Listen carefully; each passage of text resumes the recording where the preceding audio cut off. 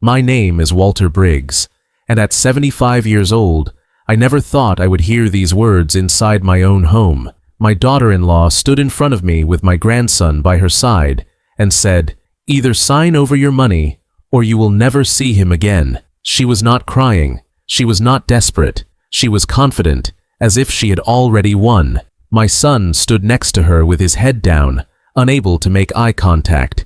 My grandson, Ethan, only 6 years old, clutched his little backpack and looked at me with confusion in his eyes. At that moment, I realized they were not here for family. They were here for control. I did not argue. I did not beg. I wrote one check, handed it to her, packed my bags that same night, and left without a word. For 3 weeks, I heard nothing. Then one morning, I awoke to pounding on my door. When I opened it, I saw all 3 of them, broken, frightened, and desperate. What happened next changed everything, and when I showed them the bank statement, their faces went pale. If you believe no one should be forced to choose between their dignity and their family, stay with me till the end. Subscribe and tell me in the comments where you are watching from, because this story is not just mine, it's a warning every family to hear. Before that day, my life was peaceful. I lived in a lakeside town in Oregon, where mornings began with the sound of geese gliding over the water and the soft glow of sunlight touching the porch. After 42 years as a history teacher and 5 years of living alone since my wife passed away, I found comfort in quiet routines. I spent my gardening, feeding birds, and reading books places I would never visit, but enjoyed learning about. But the true joy in my life was my grandson, Ethan. He brought color. It had turned gray. My wife died. He would run into my arms laughing, asking me to take him fishing or help him build wooden boats in the shed. Every time I looked into his bright blue eyes, I saw hope. I saw a future worth living for. My son, Liam, had been sensitive. I raised him with everything I had, working extra hours just so he could attend college. But things changed after he married Sophia. She was ambitious, sharp-tongued, and carried herself as if everyone around her was beneath her. She saw my retirement savings not as my security, but as her future investment. It started with small comments, questions about my house, my will, my accounts. She would say things, "You don't really need all this space at your age," or "It would be simple if you just transferred ownership to that way we can manage it for you." Each time, I would politely change the subject, but I saw the way her eyes scanned my possessions, calculating, measuring, planning. Liam never defended me. He avoided conflict the way some people avoid pain. He thought staying silent was keeping peace, but in truth, it was costing him his identity. Still, I stayed quiet too. Not because I was afraid, but because I believed love could soften hearts. I believed family could find its way back. And most of all, I didn't want Ethan to grow up in a house divided by anger. But as the months went on, I noticed a shift. Sophia stopped bringing Ethan to see me, unless I offered money for their expenses. She restricted our time together. She acted as though my love for my grandson needed to be paid for. It wasn't just disrespect, it was control. I kept hoping Liam would see what was happening. I hoped he would protect the bond between a grandfather and grandson. But then came the day that shattered all hope and forced me to take a stand. That is when everything changed, and when this story truly began. The day everything finally broke apart started out like any other quiet morning. I had just finished watering my tomato plants when I heard tires on gravel. A black SUV pulled into my driveway faster than usual. Before the engine even stopped, the doors flew open. Liam stepped out first, eyes red and tired, and behind him came Sophia, dressed in designer clothes, but with a look of panic buried beneath layers of pride. Ethan was in the back seat, pressing his hands against the window, his small face filled with worry. They didn't wait to be invited in. Sophia marched through my front door like she owned it. Liam followed a few steps behind, shoulders slumped. Ethan ran to me and wrapped his arms around my waist. His voice trembled as he whispered, "Grandpa, are we staying here?" The fear in his voice told me more than any words his parents could say. Sophia stood in my living room, arms crossed. "We are in financial disaster," she said sharply. "Our accounts are overdrawn. The bank is threatening foreclosure. We need $300,000 today, and you're going to give it to us." She said it like a command, not a request. There was no shame in her tone, no humility. It was as if she believed my life existed for her convenience. I looked at Liam, hoping to see some sign of the son I raised, but he wouldn't meet my eyes. Instead, he muttered, "Dad, things got bad. I made some business decisions that didn't go as planned. We just need some help until we get back on our feet." Some help, as if they were asking to borrow a cup of sugar. I asked, "What happened to the money I already gave you?" Sophia let out a frustrated sigh. "Investments crashed. The market is unpredictable. But this is not about the past. This is about right now. Either you transfer the money or you lose your grandson forever." My heart clenched at those words. The room fell silent, except for Ethan's faint breathing as he clung to me tighter. I could feel his heartbeat. I could feel his trust. And I knew, without a doubt, that this moment was not just about money. It was about power. Sophia continued, her tone turning sharp. "You are old, Walter. You don't need all that. Money. Liam and I are building a future. You already had your life. It's our turn. So stop being selfish." I stood very still. My hands were steady. But inside, something shifted. For years, I had tried to stay quiet for the sake of peace. For years, I had hoped kindness would win. But peace without respect is not peace. It is surrender. I gently placed my hand on Ethan's shoulder and told Sophia, "If you truly believe money is the price of family, then the choice has already been made." She stepped forward, anger rising. "You are refusing? You are choosing your bank account over your grandson." I responded calmly, "No, I am choosing dignity, something you lost a long time ago." Liam suddenly looked up, his voice cracking. "Dad, please. We're about to lose everything. I have nowhere else to go." "You had somewhere," I said softly. "You had a father who would have given you anything, if you had only asked with love instead of demand." Tears filled Liam's eyes. For a brief moment, I saw regret on his face. But Sophia grabbed his arm and snapped, "We are done begging." She pulled out documents from her purse. "Transfer your savings now. It's either that, or you will never see Ethan again. We will move states. We will change schools. We will cut you out for good." I looked down at Ethan. His small hands were shaking. His lip quivered. In that moment, I knew what I had to do. Not to win, not to punish, but to protect the only innocent soul in the room. Without another word, I walked to my office, wrote a check for $300,000, and placed it in Sophia's hand. Her face relaxed to a smug smile, believing she had won. But she had no idea that check was not a surrender. It was the beginning of her downfall. They left my house that day thinking they had full control of my life. What they never expected was that their own greed had just freed me to take back everything they tried to steal, starting with my grandson's future. The moment their car disappeared down the road, a new kind of silence filled my home. It was not the gentle quiet I had grown used to over the years.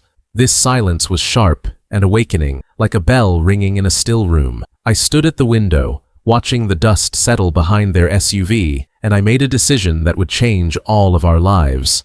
They believed they had stripped me of power. In reality, they had given me clarity. That night, I packed only what I needed: my clothes, my late wife's photograph, my important papers, and a journal I kept for Ethan, filled with stories, advice, and lessons I had hoped to teach him one day. I moved quietly, not with grief, but with purpose.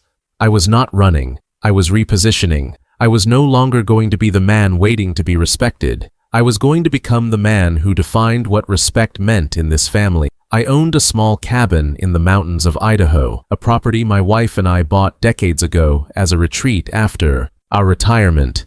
No one else knew about it except her and the lawyer who handled our trust. It was peaceful, isolated, and most importantly, outside the grasp of anyone who might try to manipulate me again. I locked the front door of my Oregon home, placed the keys in my pocket, and took one last look at the place where my life had been peaceful and where my heart had been broken. Before I left town, I stopped at my attorney's office. His name was Harold Jensen, a man I had trusted for years. He looked up from his desk when I walked in and immediately noticed the determination in my eyes. "I take it things went as badly as you thought," Harold said. "Worse," I replied, "but now I know what I need to do." Over the next hour, I laid everything out: How Sophia had threatened to cut me off from my grandson, how Liam had stood by and allowed it, and how I realized that any money I left in my name would eventually be used as a weapon against me. Harold nodded, took notes, and then leaned forward. Walter, if you want to protect your assets from them entirely, we need to move everything into a private trust. They can't touch it, not legally, not financially, and if you choose, you can leave full benefits to Ethan alone, with someone you trust as his guardian. That's exactly what I want, I said. My son made his choice. Now I must make mine. That day, I transferred my home, my retirement accounts, and every savings fund into the Ethan Briggs Living Trust, with Harold as executor until Ethan came of age. If anything happened to me, everything would bypass Liam and Sophia completely. My will was rewritten with precise language, leaving not a single asset to my son or his wife, not out of spite, but out of necessity. If Sophia had access to that kind of money, she would use it to control Ethan's life, as she had tried to control mine. Harold looked at me as I signed the final papers. There's no going back after this, he warned. I nodded. The man I was before today is gone. The man I am now answers to no one but his conscience.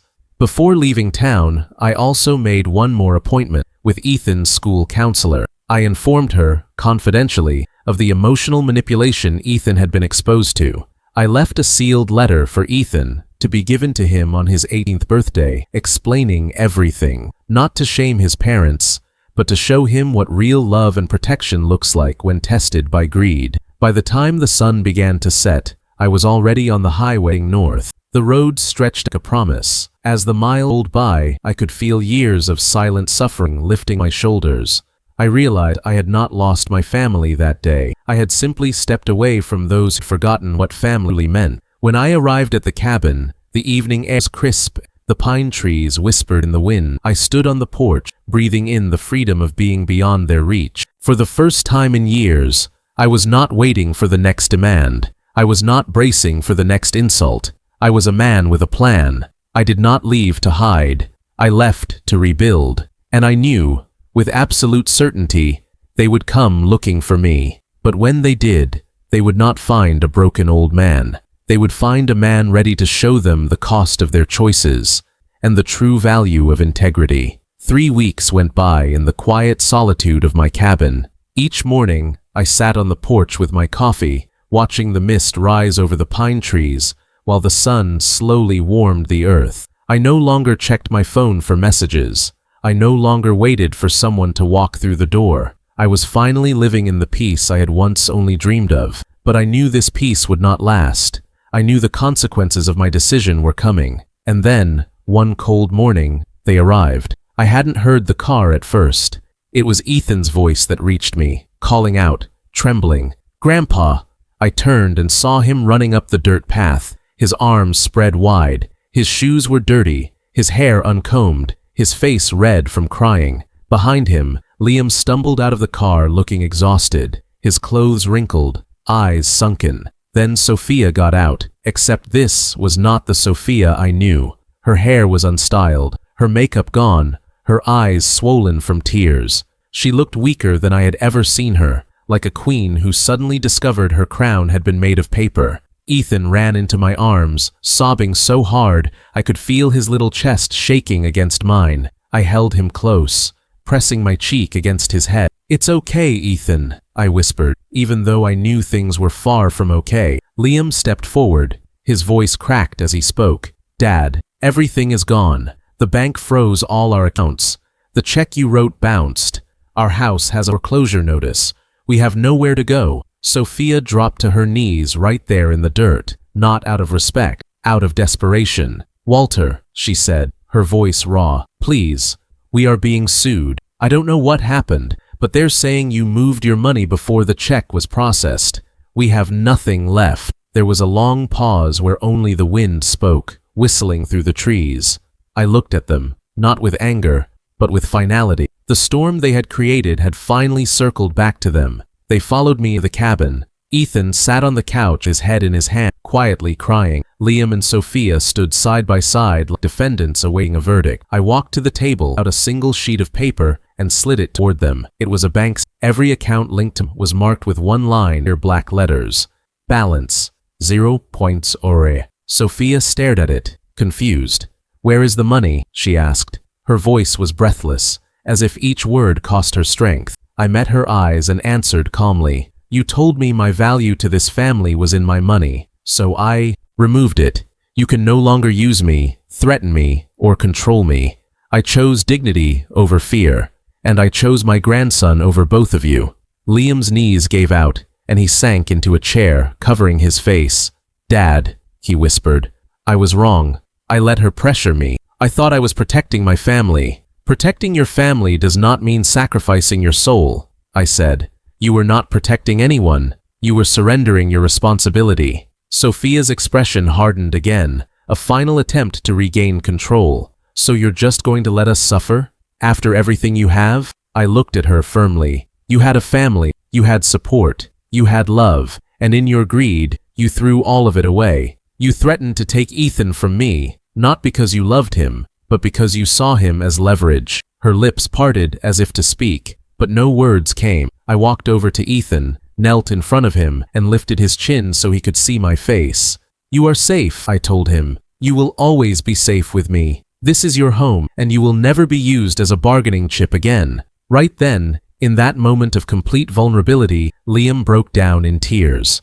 For the first time since his childhood, my son cried openly in front of me. Dad, please, he said, voice shaking. I will work. I will rebuild my life. I will be a better father. Just don't shut us out. I looked at him with a calm heart. Liam, I am not shutting you out, but understand this clearly. Your access to me or anything I own is not a right. It must be earned through respect, honesty, and love. Sophia stood speechless. She knew the power she once held had vanished, and for the first time, she realized that money can be replaced, but trust cannot. Then I delivered the final truth. I did not lose anything, I said. I protected everything that matters. And with that, the story shifted, not from control to revenge, but from brokenness to awakening. The day my family arrived at the cabin, broken and humbled, was not the end of our story. It was the beginning of a reckoning. After the truth was laid out, a long silence filled the room. Not an uncomfortable silence, but the kind that appears when people are forced to face themselves without excuses. Sophia sat still, breathing heavily, as if the air had become too heavy to carry. Liam wiped his tears, unable to meet my eyes. Ethan clung to me like a child clings to shelter during a storm. I stood before them, not as a victim of their choices, but as a man who had reclaimed his dignity. In that moment, I could have turned them away. The law was on my side. The money was protected. The trust was secured. They had no power left over me. But as I looked at Ethan, I remembered something important. A child should not suffer for the mistakes of the adults around him, and a father, no matter how disappointed, still holds the responsibility to guide his son if his son is willing to change. I spoke clearly. I am not going to hand you money, I said to Liam and Sophia, but I will offer you something more valuable if you are willing to work for it. Redemption.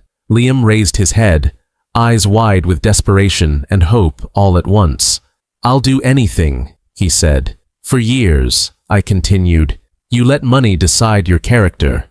You allowed greed to take the place of fatherhood, and you let pride silence your conscience. I can't erase what you did, but I can give you the chance to rebuild your life from the ground up, with integrity. Then I turned to Sophia. You came into this family believing control was the same as love, and wealth was the same as strength. But control is a cage you built around yourself, and greed is the reason you have lost everything. If you wish to remain in our lives, it will not be as someone who demands, but as someone who learns, contributes, and respects. Sophia's eyes shifted, and for the first time, her voice was not sharp or commanding. It was small. What do you want me to do? I want you both to earn your place, I replied. Not through money, but through responsibility. That starts with work. Real work.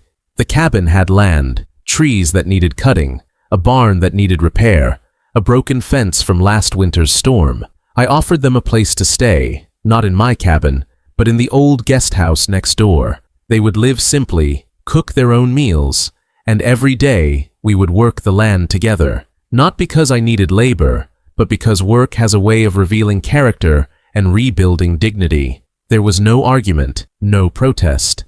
They both agreed. The first week was hard. Sophia struggled with tasks she had never done before, washing clothes by hand, cooking from scratch, waking up before sunrise.